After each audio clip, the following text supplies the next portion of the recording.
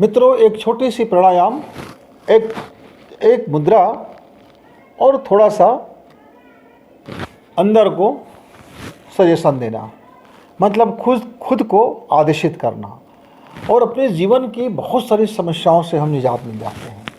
जैसे मसलन मानसिक समस्या, शरीर में कहीं खून क्लाट हो गया, अब वो निकल नहीं रहा है, शरीर में कहीं गांठें आ गई हैं पर वो जा नहीं रहा है, छोटी मोटी चीज़ें, बड़ी बीमारी ना हो, और कई बार तो लकवा जैसी चीज़ों में बड़ी फ़ायदा करते हैं। लेकिन ये मानसिक स्वास्थ्य व्यक्ति के लिए बहुत लाभकारी होता है। कई बार हम मानसिक रूप से अस्वस्थ भी होते हैं, उनके लिए भी लाभकारी है।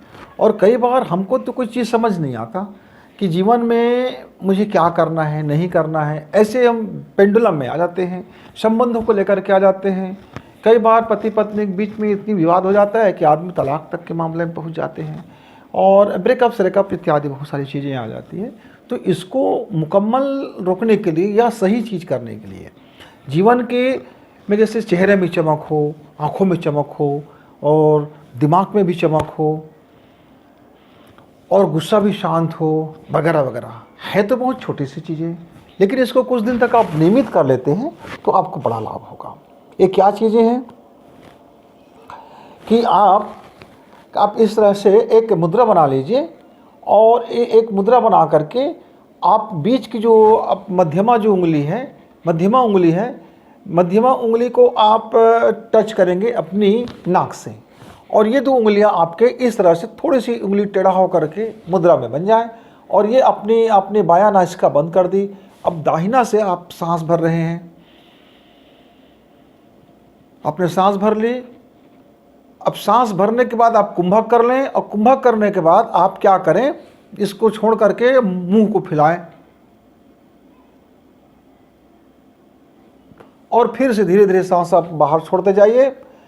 आपने दाहिना से सांसें ली है और दाहिना से ही छोड़ना है।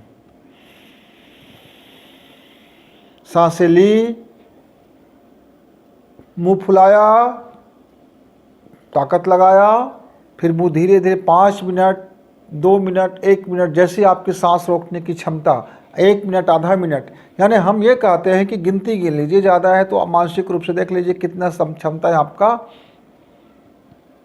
होल्ड करके रख सकते हैं, और धीरे धीरे बाहर कीजिए इस एकमात्र मुद्रा से। और दूसरी मुद्रा है मित्र, इस तरह से हम करके ओम का इस तरह से आप बना लीजिए।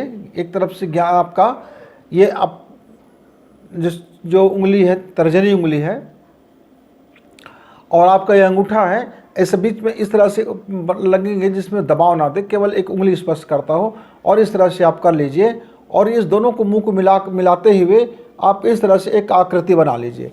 एक आकृति बन जाएगा। अब आकृति बनाने के बाद आप इसको कंठ के पास रख लीजिए।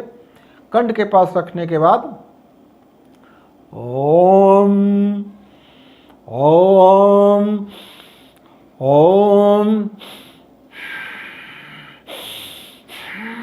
ऐसा गले में थोड़ी सी आवाज़ देते हुए आप दोनों नाक से खूब से आपको सांस फेंकना है।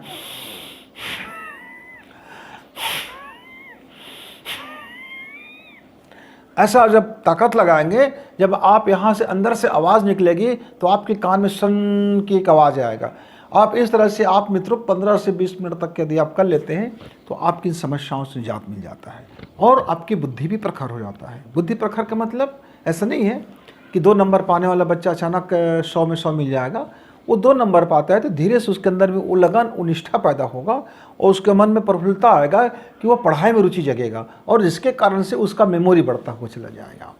यानी किसी भी चीज़ में मेरा लगन नहीं है, किसी भी चीज़ में मैं बड़ा आलसी हूँ, मैं मानसिक रूप से भी आलसी हूँ, शारीरिक रूप से भी आलसी हूँ, तो आप सिर्फ ये मुद्रा लगा करके आप इस तरह से आप हाथ को बगल में लेके आइए कान के पास, और उसी प्राणायाम को आप 45 मिनट तक कीजिए।